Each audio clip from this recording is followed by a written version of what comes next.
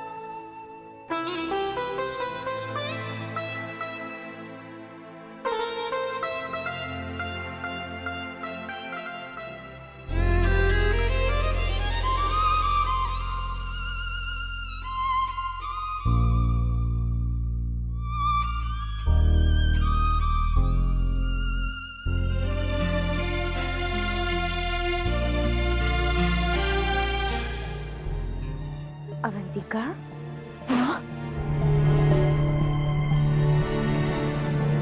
क्या बात है बेटा? माँ, अब मैं इस घर के लिए पराई हो गई हूँ ना? नहीं बेटा, ये सब तो कहने सुनने की बात है।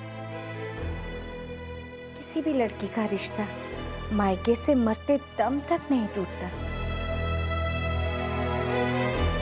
हाँ माँ, मैं भी तो यही कह रही थी। बेटा, औरत की जिंदगी के सफर के दो पड़ाव होते हैं। एक उसका मायका, जहाँ से उसकी जिंदगी शुरू होती है, और दूसरा उसका ससुराल, जहाँ पे कि उसकी जिंदगी का सफर पूरा होता है। बेटा, ये जो कुछ भी है सब कुछ तुम्हारा ही तो है। हमने जो कुछ भी बनाया किया, उसका हकदार तुम और प्रतिमा ही तो हो, है ना? क्या बात है मीनाक्षी? अवंतिका, तुम रो क्यों रही हो? सब ठीक तो है?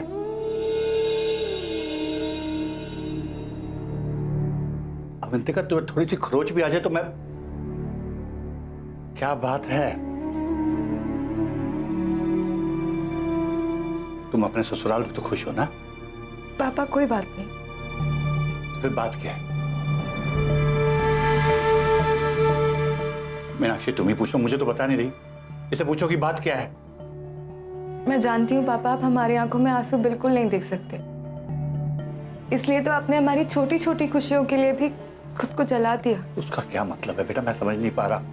अरे, अपनी औलाद के लिए मैं अपने आप को बेच भी सकता हूँ। तुम बात बताओ ना, क्या बात है? पापा, इसलिए तो मैं रो रही हूँ, because you are the best father in the world.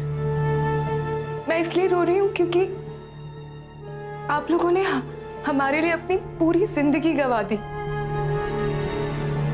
और आज दुनिया कह रही है कि मैं इस घर के लिए और ये घर मेरे लिए पराया हो गया।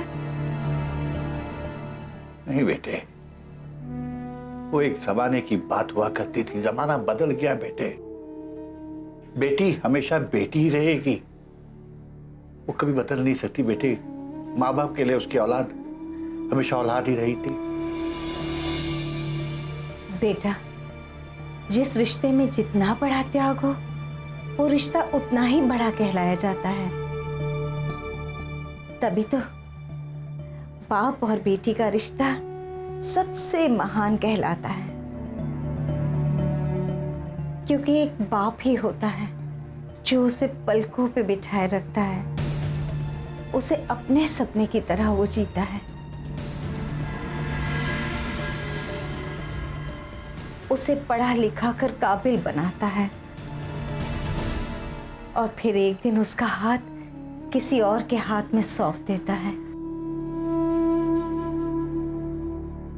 खुद आंसू बहाता है, लेकिन बेटी के चेहरे पर खुशियां देखना चाहता है। आज भी मैं अपने बाबूजी के उन आंसुओं को नहीं भूली हूं जो उन्होंने मेरे विदाई के वक्त बहाए थे। मुझे एक बात बताओ बेटा, तुम्हें ससुराल में कोई परेशानी तो नहीं है? नहीं पापा, कोई परेशानी नहीं है, बिल्कुल भी नहीं। तुम्हारे ससुराल वाले तुम्हें प्यार देते हैं ना बेटा? हाँ, आप लोग बिल्कुल परेशान मत होइए। आप लोगों ने बहुत सोच समझकर मेरी शादी उस परिवार में की है। बहुत अच्छा परिवार है पापा, और लोग भी बहुत अच्छे हैं, तो आप लोग चिंता मत कीजिए। मैं ईश्वर का बहुत आभारी रहूंगा कि वो मेरी औलाद को हमेशा खुशी रखे, खुशहाल रखे।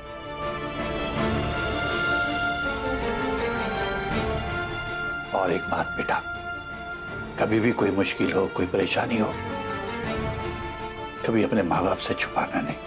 पापा, मैं आपसे क्यों छुपाऊंगी? और आपने तो मुझे इतना लायक बनाकर रखा है कि मेरा भविष्य बहुत उज्जवल है, मुझे कोई परेशानी हो ही नहीं सकती।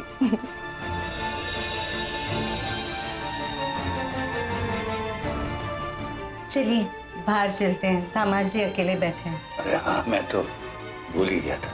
तुम चलो, मैं आता हूँ। अपना ख्याल रखना बेटा। हाँ पापा।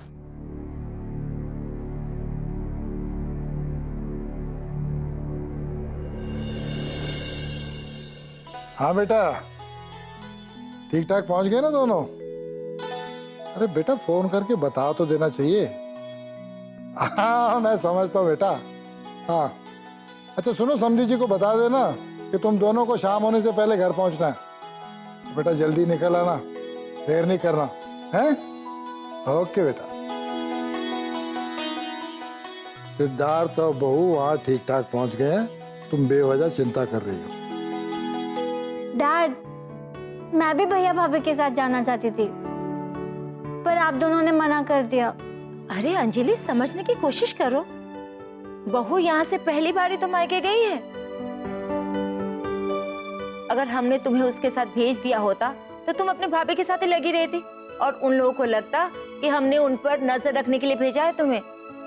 अंजलि बेटे, पग फेरे का धार्मिक मतलब चाहे कुछ भी हो, मगर उसके पीछे कारण ये होता है कि जब नई नवेली दुल्हन अपनी ससुराल को छोड़कर अपने मायके जाती है तो वहां जाके अपने माँ बाप को ये बता सके कि उसका ससुराल कैसा है, उसके सास ससुर कैसे हैं, वो वहां सुखी है कि नहीं। पता तुम्हें अब उसके माँ बाप इस वक्त बैठे उससे क्या पूछ रहे होंगे? यही सब कि उसका ससुराल कैसा है, सास ससुर कैसे हैं। किसी भी परंपरा का सही मतलब समझना चाहिए। समझ गए डैड। पता नहीं आप लोगों ने क्या सोच के बहू रानी को आज ही पगफेरे के लिए भेज दिया। देखिए ना, उनके जाते ही ये घर कितना सूना सूना लगने लगा है। अरे मेघा, वो दोनों शाम होने से पहले वापस लौट आएंगे। क्या सच में? हाँ मेघा, वो दोनों शाम होने से पहले वापस लौट आएंगे। तब तो ठीक है। मैं तो सोच रही थी बहू रानी आई और आते ही वापस चली गई। उनके आने से कितना अच्छा लग रहा था ना। बहू के जाने की वजह से परेशान मत हो, उसके स्वागत की तैयारी कर। ठीक है, समधी जी से उसी वक्त बात कर ली होती। आज का मुहूर्त ही अच्छा है, शाम होने से पहले बहू की विदाई कर दीजिए। अरे भाई, अगर उन्होंने मना किया होता या ऐतराज जताया होता तो मैं कर देता। अब जब उन्होंने कुछ कहा ही नहीं तो मैं कैसे कहता। मैं जानता हूं कि सिद्धार्थ समधी जी को मना लेगा और वो शाम होने से पहले उन दोनों को विदा कर देंगे। जीजू, आपने अभी तक कुछ भी नहीं खाया? बस मैं खाना शुरू ही करने वाला था। अच्छा, तो आप ये जताना चाहते हैं कि आप बहुत खाते पीते खानदान से हैं। देखिए जीजू, जो खाते पीते हो ना, उन्हीं से खाने पीने की उम्मीद की जा सकती है। तो आप ये लीजिए और खाना शुरू कीजिए। Let's start, शुरू कीजिए। साली साहिबा, एक बात बताऊं, बड़ा अच्छा सा लगता है जब कोई बोलता है गर्मा गर्म खाना है, स्टार्ट कीजिए ना। तो मेरा मन करता है सभी खा लूं, और कभी कभी तो ऐसा फील होता है जैसे मेरे से बड़ा पेटू दुनिया में ही नहीं है। मैं तो सभी खा जाऊंगा। शुरू कीजिए। ये मैं सुन रहा हूँ, ये खाता हूँ। एक मिनट। वाह। वैसे जीजू, इस बार मुझे आपसे मिलकर बहुत खुशी हुई। हाथ मिलाइए, जलेबी छोड़िए। मुझे भी बहुत खुशी हुई। इनफैक्ट मुझे तो शुरू से ही बहुत खुशी हुई। हाँ, शादी के टाइम से। जी भैया, इतना अच्छा ससुराल, इतने अच्छे सास ससुर, इतनी अच्छी बीवी और इतनी खूबसूरत साली साहिबा, एकदम फ्री। क्या?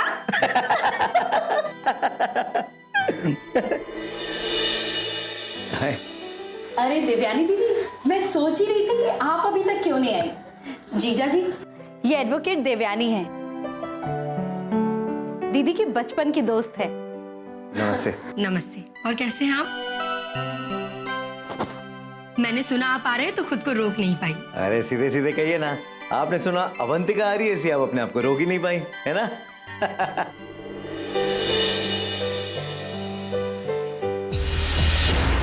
तुम वो जिसने मुझसे मेरी अवंतिका को छीन लिया, लेकिन इस खेल में जीत तुम्हारी नहीं होगी।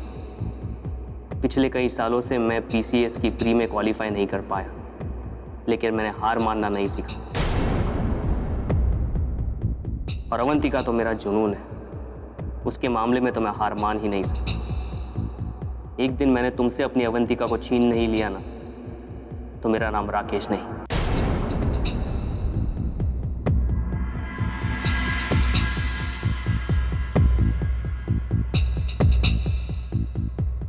तुम किस सोच में पड़ गए राकेश? कुछ नहीं दीदी, यही सोच रहा था कि ऊपर वाला क्या सोचकर ये जोड़ियां बनाता है।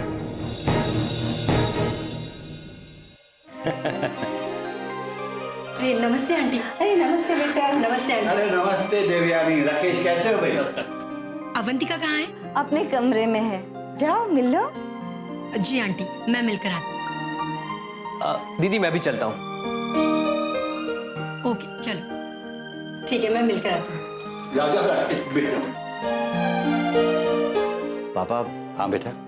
एक्चुअली डैड ने कहा था कि आज ही का मुहूर्त अच्छा है, तो आज शाम के पहले मुझे अवंतिका को लेकर घर वापस पहुंचना पड़ेगा।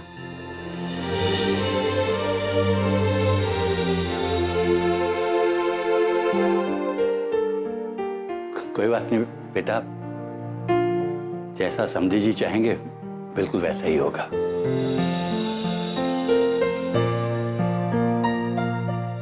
प्रतिमा बेटी। जी पापा। जाके अपनी दीदी को बता दो कि शाम को उन्हें वापस अपने घर जाना है। जी पापा।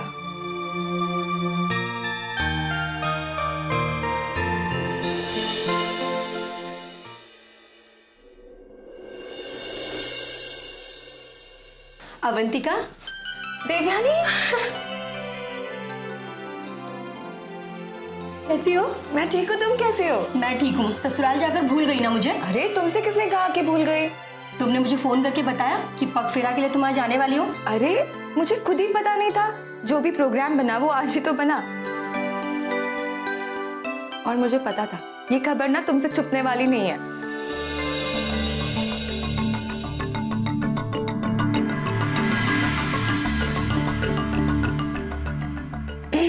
राकेश, तुम इतने गुमसुम क्यों हो? बस तुम्हारी बारे में सोच रहा था कि कल और आज में कितना बड़ा फर्क है। इंसान की सोच, उसकी पहचान, उसकी जिंदगी जीने के तौर तरीके, सब कुछ कितना बदल जाता है। वाकई कल और आज में फर्क बहुत बड़ा होता है। ये फर्क तो स्वाभाविक है राकेश। स्वाभाविक तो है दीदी, लेकिन इतना बड़ा फर्क, इस बात का एहसास मुझे अवंतिका को देखकर आज हो रहा है। कितनी बदल गई है अवंतिका, वो भी एक ही दिन में। ये तो समाज की परंपराएं हैं राकेश, और तुम एक दिन की बात कर रहे हो। वो एक पल महत्वपूर्ण होता है, जब लड़की की मांग में सिंदूर भरा जाता है, और उसी एक ही पल में लड़की की जिंदगी बदल जाती है। और राकेश, तुम्हें इन सब बातों की गहराई में नहीं पढ़ना चाहिए। तुम पीसीएस की तैयारी कर रहे हो ना, उसके सिलेबस में ये तो नहीं होगा। देवयानी, समझ में नहीं आता है कि रिश्ते जुड़े हैं या टूटे हैं। मुझे तो बस इसी बात की चिंता है कि अब माँ और पापा दोनों अकेले पड़ गए।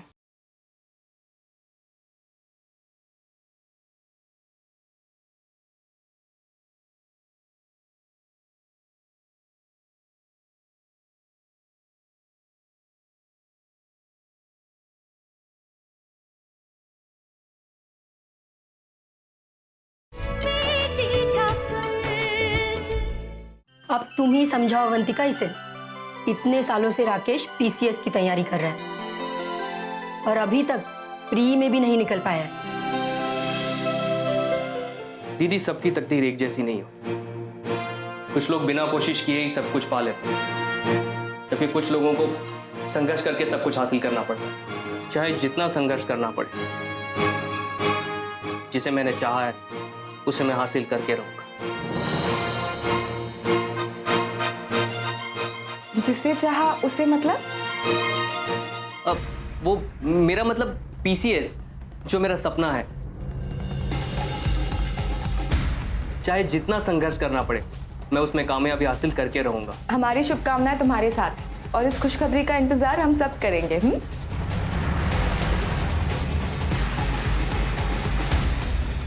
राकेश, तुम बाहर जाओ, मैं थोड़ी देर में आती। तो अब बताओ अवंतिका, तुम्हें तुम्हारा ससुराल कैसा लगा? ससुराल के लोग कैसे लगे? सब अच्छे हैं देवयानी, लेकिन अब मुझे सिर्फ माँ और पापा की चिंता लगी रहती है। एक दो दिन में प्रतिमा भी अपनी मेडिकल की पढ़ाई करने बैंगलोर चली जाएगी। उसके बाद तो माँ और पापा घर में अकेले रह जाएंगे। कैसे रहेंगे अकेले? कैसा महसूस करेंगे दोनों? बस यही चिंता लगी रहती है। तुम भी ना अवंतिका, किसी बात को भूलती हो ना तो एकदम भूल जाती हो, और किसी चीज के बारे में सोचती हो तो इतनी गहराई से सोचती हो कि सामने वाला हैरान हो जाता है। अरे जब इस बात का कोई हल ही नहीं है तो सोचने का क्या मतलब? पर ये बात दिमाग से निकलती भी तो नहीं है ना देवयानी। माँ और पापा ने इस घर को बसाया है। जब तक हम थे तब तक खुशियां ही खुशियां, और अब देखो कैसा खाली खाली सा, इस सन्नाटे में खड़ी दीवारें। कैसा लगता होगा उन दोनों को? कितनी मशक्कत से इस घर को बसाया था उन दोनों ने। इस घर में उनका परिवार रहता था और अब सारा परिवार बिखर गया। दोनों अकेले पड़ गए। देवयानी, समझ में नहीं आता है कि रिश्ते जुड़े हैं या टूटे हैं। मुझे तो बस इसी बात की चिंता है कि अब माँ और पापा दोनों अकेले पड़ गए। क्यों सोच रही हो ये सब अवंतिका? ये सोच तुम्हें कुछ नहीं देगी, सिर्फ एक तड़प देके जाएगी। कुछ मत सोचो। जैसी जिंदगी है वैसे जीनी है। दुख बांटने की कोशिश तो सब करते हैं, लेकिन दुख कौन बांट सका है? क्यों तुम बेकार में ये सब सोच रही हो? अगर तुमने अपने पापा के फैसले के आगे अपना सर झुका दिया है तो तुम्हें इस घर के बारे में भूलना होगा। उन लाखों करोड़ों लड़कियों की तरह जो अपने माँ बाप से बहुत प्यार करती हैं, लेकिन उन्हें अपने माँ बाप के हर सुख दुख को भुलाकर अपनी पूरी जिंदगी अपने ससुराल वालों के साथ जीनी पड़ती है। और यही समाज की सच्चाई है, और तुम्हें इस सच्चाई के साथ चलना है अवंतिका। दीदी, हाँ प्रतिमा, पापा ने कहा है कि मुहूर्त के हिसाब से आज शाम को ही आपको अपने वापस ससुराल जाना है। प्रतिमा भी चली जाएगी। आप अपना और माँ का ख्याल रखना। हाँ,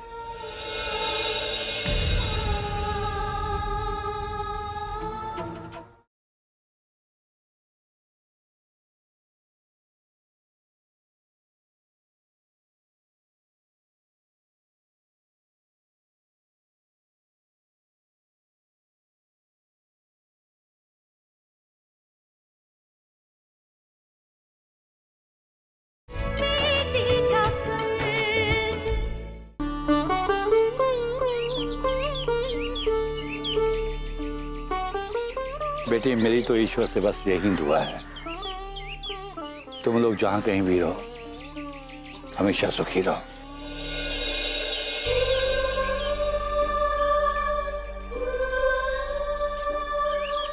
प्रतिमा भी चली जाएगी, आप अपना और माँ का ख्याल रखना। हाँ,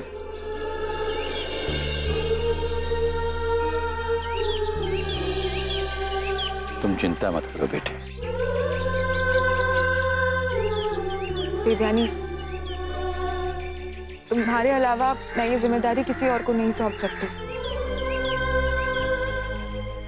प्लीज माँ पापा का ख्याल रखना। हाँ अवंतिका, तुम कहो या ना कहो, मैं अपनी दोस्ती का फर्ज जरूर निभाऊंगी। बस तुमसे ही तो उम्मीद है मुझे देवयानी। प्लीज घर आते रहना और उनकी देखभाल करते रहना।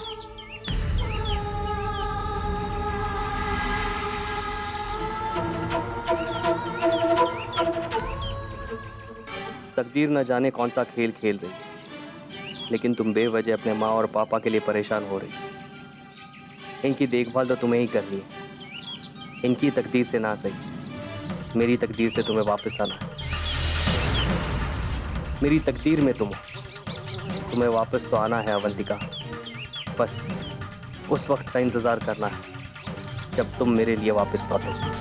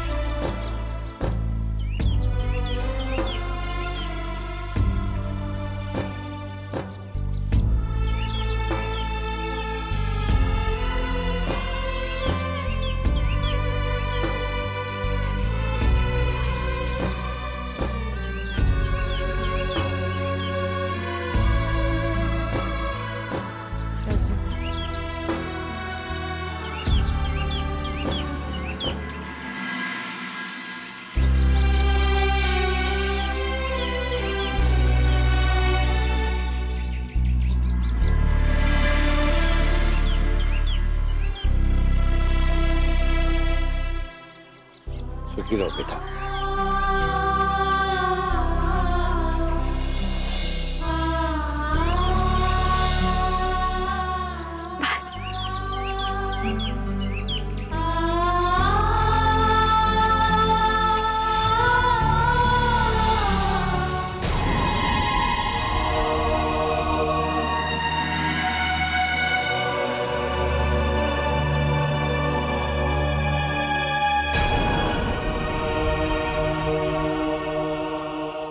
जाओ अवंतिका जाओ, पर तुम लौट कर इसी घर में आओ और फिर तुम्हारी डोली मेरे घर के लिए उठेगी। पता नहीं क्या बात है, मैंने माँ से बात की थी। मुझे ऐसा लगा कि माँ कुछ परेशान है, उदास है। मैंने माँ से पूछा भी, लेकिन माँ ने मुझे कुछ नहीं बताया। शायद इसलिए हर आदमी बेटे की चाह रखता है, क्योंकि बेटा ही बुढ़ापे का सहारा बनता है। तुम ठीक कहती हो। आज अगर उनके भी कोई बेटा होता तो उम्र के इस पड़ाव पर वो अकेले नहीं होते।